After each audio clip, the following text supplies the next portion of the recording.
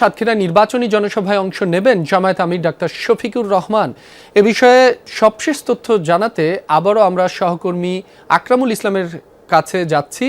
আকরাম, জামায়াত আমির কখন নাগাদ জনসভায় যোগ দেবেন আর জনসভাস্থলের সার্বিক চিত্র কেমন দেখছেন?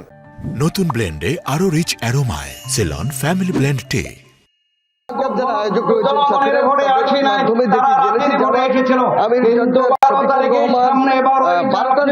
মঞ্চে উঠবেন এবং এই যে নির্বাচনী জনসভাকে ঘিরে এরই মধ্যে যে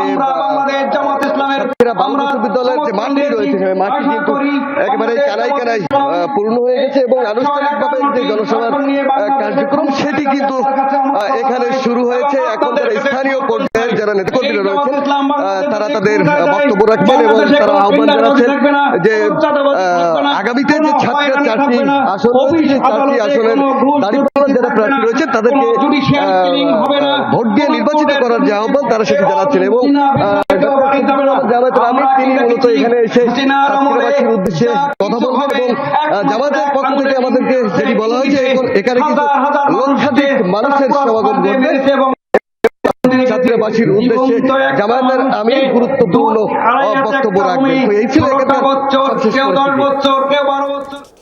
আকরাম, আপনাকে ধন্যবাদ।